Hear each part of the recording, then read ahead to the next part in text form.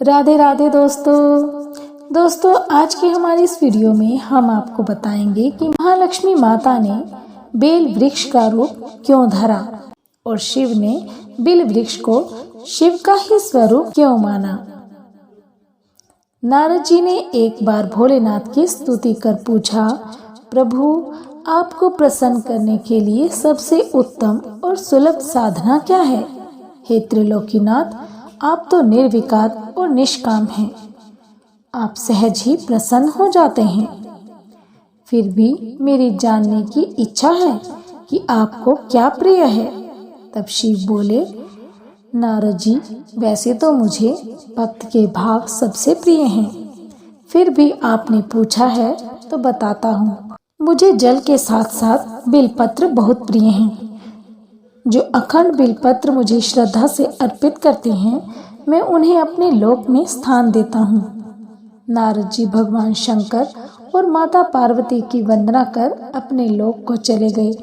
उनके जाने के पश्चात पार्वती जी ने शिव जी से पूछा, हे प्रभु, मेरी यह जानने की बड़ी उत्कृष्ट इच्छा है कि आपको बेलपत्र इतने प्रिय क्यों हैं।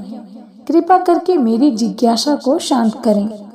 शिव जी बोले, हे शिवे, बिल के पत्ते मेरी जटा के समान हैं। उसका त्रिपत्र यानी 3 पत्ते ऋग्वेद, यजुर्वेद, सामवेद हैं। शाखाएं समस्त शास्त्र का स्वरूप हैं।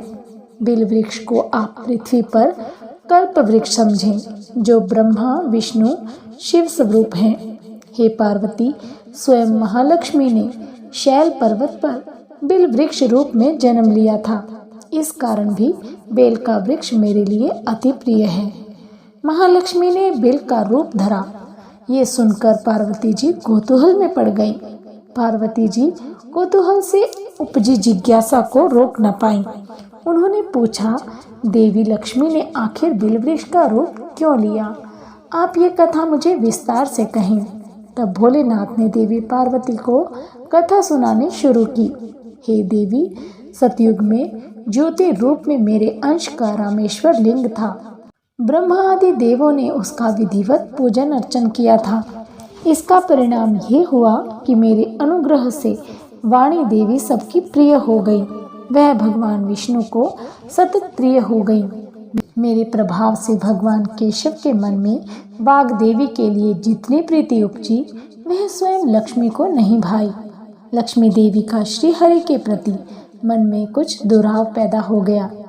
वह चिंतित और रुष्ट होकर चुपचाप परम उत्तम श्रीशैल पर्वत पर चली गई। वहां उन्होंने तप करने का निर्णय किया और उत्तम स्थान का चयन करने लगी। महालक्ष्मी ने उत्तम स्थान का निश्चय करके मेरे लिंग विग्रह की उग्र तपस्या प्रारंभ कर दी। उनकी तपस्या कठोरतम होती जा रही थी। हे परमेश्वरी, कुछ समय के बाद महालक्ष्मी जी ने मेरे लिंग विग्रह से थोड़ा उधर में एक वृक्ष का रूप धारण कर लिया। अपने पत्तों और पुष्प द्वारा निरंतर मेरा पूजन करने लगी। इस तरह महालक्ष्मी ने कोटि वर्ष यानी 1 करोड़ वर्ष तक घोर आराधना की। अंततः उन्हें मेरा अनुग्रह प्राप्त हुआ। मैं वहां प्रकट हुआ और देवी से इस घोर तप की आकांक्षा पूछकर वरदान देने को तैयार हुआ। महालक्ष्मी ने मांगा कि श्री हरि के हृदय में मेरे प्रभाव से वाग देवी के लिए जो स्नेह हुआ है, वह समाप्त हो जाए। तब शिव जी बोले, मैंने महालक्ष्मी को समझाया कि श्री हरि के हृदय में आपके अतिरिक्त किसी और के लिए कोई प्रेम नहीं है। वाग देवी के प्रति उनका प्रेम तो श्रद्धा मात्र है। ये सुनकर लक्ष्मी जी प्रसन्न हो गई और पुनः श्री हरि विष्णु के हृदय में स्थित होकर निरंतर उनके साथ विहार करने लगी। हे पार्वती, महालक्ष्मी के हृदय का एक बड़ा विकार इस प्रकार दूर हुआ था।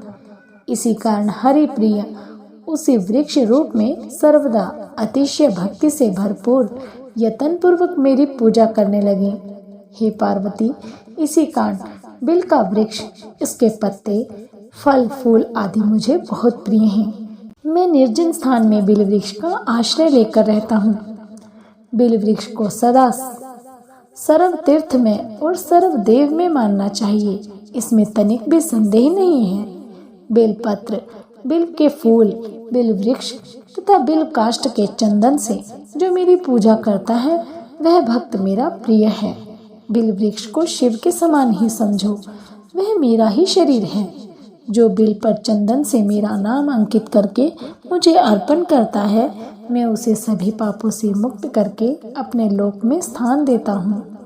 हे देवी, उस व्यक्ति को स्वयं लक्ष्मी जी भी नमस्कार करती हैं जो बिल से मेरा पूजन करते हैं। जो बिल के मूल में प्राण छोड़ता है उसको रुद्र देह प्राप्त होती है। मेरी पूजा के लिए बेल के उत्तम पत्तों का ही प्रयोग करना चाहिए।